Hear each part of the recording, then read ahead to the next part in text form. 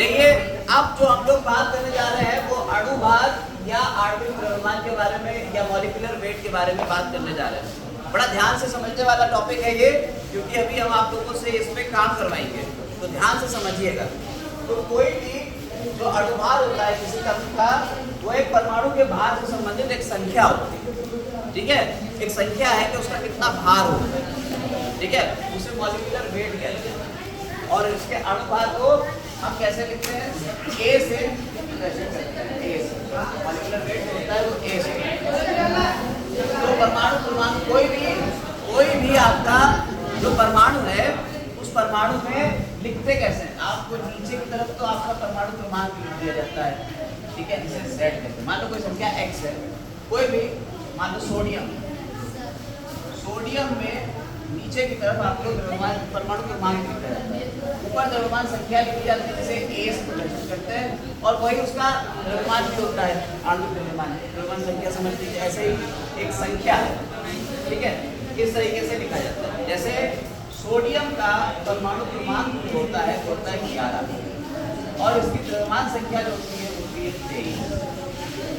ठीक है, इस तरीके की ये लिखने का तरीका है। कुछ में ये किताबों में ये 11 इस तरह लिख देते हैं। तो नीचे जो लिखा जा रहा है वो है परमाणु, ऊपर क्या है? द्रव्यमान संख्या। ठीक है, मॉलिक्यूलर वेट। अब हमें इनके अलग अलग एटम्स के एटॉमिक वेट पता होना चाहिए, और उसी से हम निकालते हैं मॉलिक्यूलर वेट। परमाणु के भार जो होते हैं उसी से किसी अणु का भार निकालते हैं।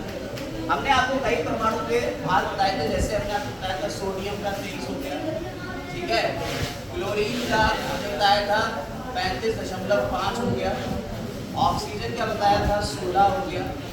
ठीक है, और इनकी एक यूनिट है AMU में होता है, जैसे U से लिख देते हैं। ठीक है, इकाई, यूनिट यानी इकाई। ऐसे ही आपका जो कार्बन है उसका हो गया 12। ठीक है, सब U में ये इस तरीके से चलता है। ठीक, अब जल हाइड्रोजन का कितना होता है? हाइड्रोजन का होता है 1।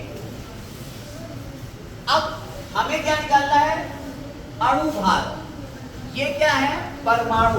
ये क्या दिया हुआ है? परमाणु। परमाणुओं से तो अणु बनता है।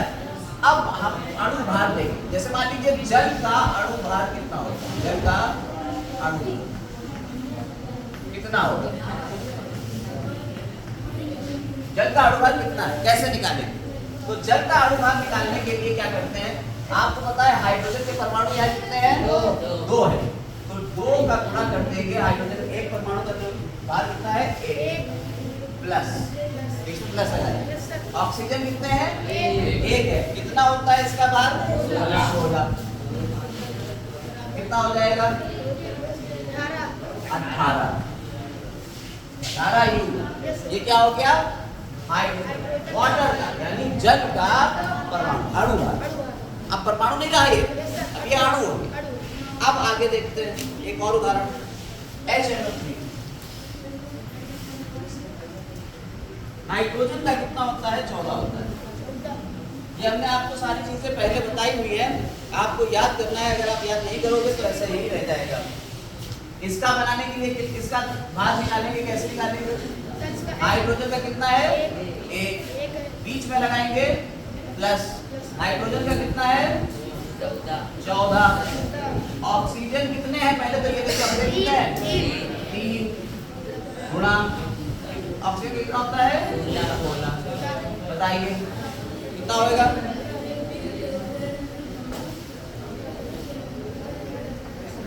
1 प्लस 14 प्लस ये कितना होगा? टोटल कितना हुआ? 60। समझ में आई बात है? कोई दिक्कत? इस तरीके से निकलते हैं। अब हम कुछ आप लोगों को दे रहे हैं, आप लोग फटाफट करेंगे। ठीक है, ये तो हो गया, ये निकालने का तरीका हमने बता दिया। अब कुछ हम दे रहे हैं, कैल्शियम क्लोराइड, CaCl। ठीक है, CaCl, कैल्शियम क्लोराइड। कैल्शियम का कितना होता है? आपको पता है, पहले बता चुके हैं, 40। याद रखिए। क्लोरीन का होता है 35.5। निकाल लेंगे। कितना होगा, इसका कितना आया 40, बीच में क्या लगाएंगे प्लस, क्लोरीन कितने हैं 2 गुणा 35.5, कितना हो 35.70, ठीक है, कितना हो गया ये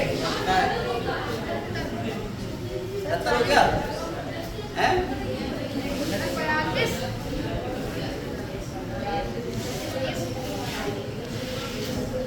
नहीं कर पा रहे, अरे यार यहाँ 5 दूनी 10 का 0 हाथ से लगा 1 10 और 1 11 5 2 6 और 1 7, कितना आया, अरे यार 35 दूनी 70 और इसका 0.5 है, 71 हो गया, ये हो गया प्लस ये कितना है 40, तो 71 आ गया ये, और 40 कितना हुआ 111, ये आ गया। समझ में आई बात या नहीं, कोई दिक्कत नहीं है। अब देखिए इन्होंने इसी को दूसरे तरीके से कर सकते हैं, क्वेश्चन दिया उन्होंने सिल्वर ऑक्साइड का, उन्होंने ये नहीं दिया, क्या कहा सिल्वर ऑक्साइड का अनुपात बताओ कितना होगा, क्वेश्चन दे दिया, कैसे करोगे, कैसे करोगे, तो आपको सबसे पहले तो सिल्वर ऑक्साइड बनाना है, फॉर्मूला तो पता हो, ये हम पहले सिखा चुके हैं, फॉर्मूला कैसे बनते हैं, यही आपकी क्लास में हुई, कैसे बनते हैं आप पिछले क्लास में बता चुके हैं। सिल्वर के लिए लिखते हैं Ag, ऑक्साइड के लिए लिखते हैं O। सिल्वर का Ag का होता है वैलेंसी 1 और ऑक्सीजन की वैलेंसी होती है 2, अच्छा गुणा करते हैं, ठीक है, तो Ag2O, Ag2O। अब हमें पता होना चाहिए सिल्वर का कितना होता है, तो Ag का होता है 106, ये याद, ऑक्सीजन का कितना होता है बताइए दिया हमने आपको, सॉरी 108, तो आपने यहाँ पे अब रखा Ag का कितना है 108 गुणा 2, बीच में प्लस ऑक्सीजन का करिए कितना आया 232, यस 230, समझ में आई बात या नहीं, नहीं समझ में आया, तो पहले अगर क्वेश्चन आपको दिया हुआ है कि ये क्वेश्चन, पहले आप इससे फॉर्मूला बनाओगे, फॉर्मूला बना के आप फॉर्मूले में इसके मान रखोगे, ये मान यहाँ पूरी टेबल बनती जा रही, धीरे धीरे देखिएगा आप लोग टेबल तैयार करेंगे, इसको याद कर लेना है, ये अपने आप करने लगेगा, ठीक। अगला देखिए क्वेश्चन, अगला क्वेश्चन देखिए, अगला क्वेश्चन है सोडियम सल्फेट, सोडियम सल्फेट, बेटा सोडियम सल्फेट, पहले फॉर्मूला बताइए, सोडियम सल्फेट का फॉर्मूला क्या होगा, बता सकते हैं, Na सोडियम सल्फेट के लिए SO4, सोडियम के लिए क्या लेते हैं, ये तो सिखा चुके हैं, सल्फेट के लिए SO4 का 2 माइनस होता है तो 2 आ गया, Na का होता है 1, समझ में आई बात, तो Na2SO4, अब हर किसी का वेट रखते हो, सोडियम का कितना आता है मैं आपको 23 यूं होता है, तो रखिए कितना हो जाएगा 2 है ना, 2 23 प्लस सल्फर का होता है 32, याद रखिए सल्फर का कितना है 32 प्लस, अब 4 into 16, बताइए बताइए कितना होगा आंसर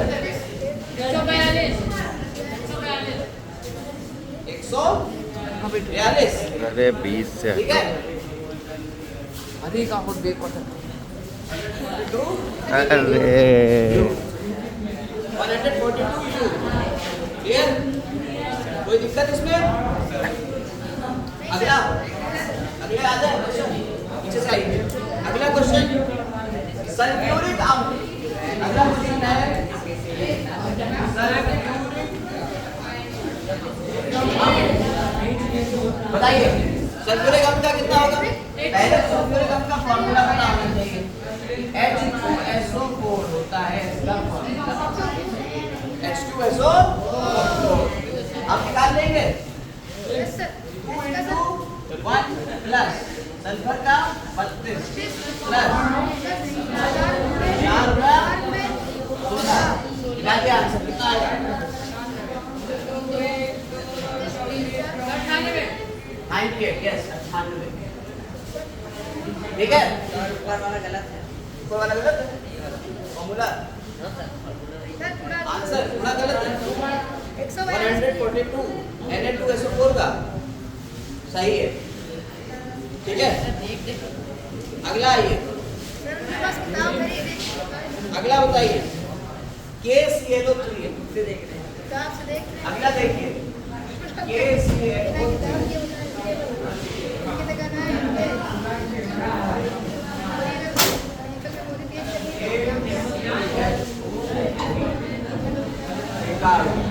बताइए।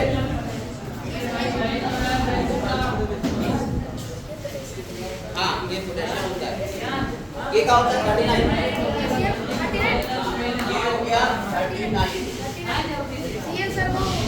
ये का 35.5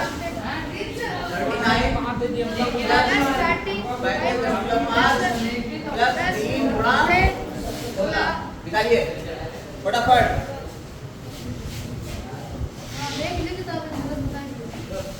जल्दी जल्दी बताइए।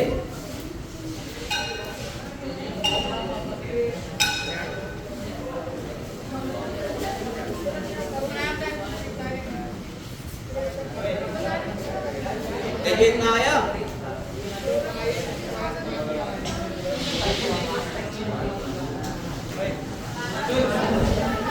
अगला अगला देखिए FeSO4 डॉट 7H2O। ठीक है, FeSO4 डॉट 7H2O कितना होगा? Fe का होता है 56, आयरन का कितना है?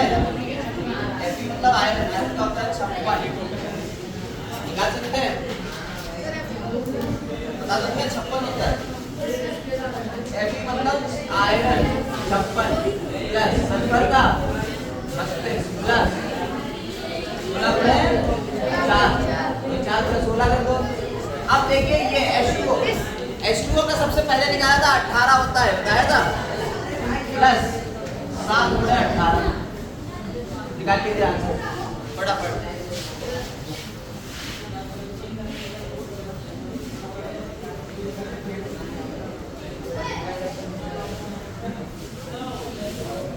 छप्पन plus 32 plus 64 plus 126, 56 plus 32 plus 64 plus 126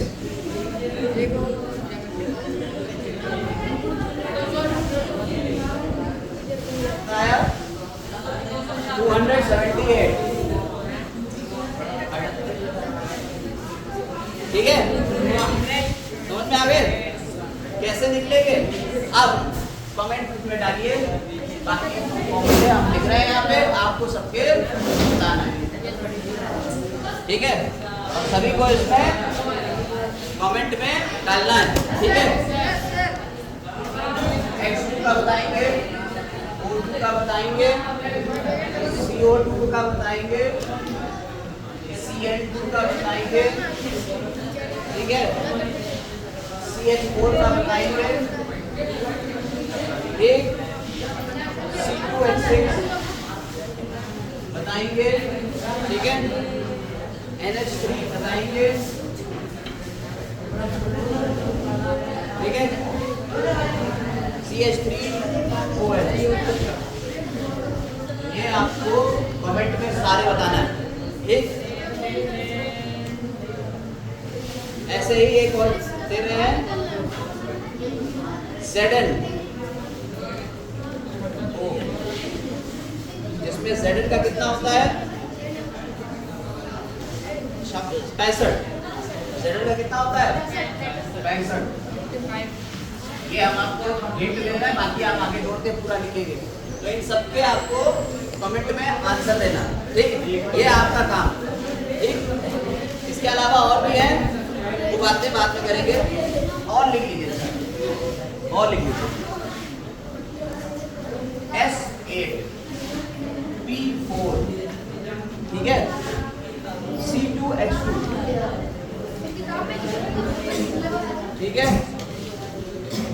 P का जो फास्फोरस होता है, फास्फोरस का होता है 31, फास्फोरस कितना है 31। इसकी पूरी एक लिस्ट बना लीजिएगा, याद कर लीजिएगा, क्वेश्चन आ जाएंगे। इसकी पूरी लिस्ट तैयार कर लीजिए किसका कितना होता है, ठीक। HCl, HCl, ये सारे आपको करना है, ये होमवर्क है आपका, आप करेंगे। और बाकी हाँ, सबके अणु भार निकालना है जो अभी निकाले थे कमेंट में। हाँ, कमेंट में आप डालिए सीधा आंसर में, ये इसका ये इसका ये इसका ये डालिए, ठीक है। इसी के साथ आज का लेक्चर और ये चैप्टर दोनों खत्म होते हैं। Have a nice day.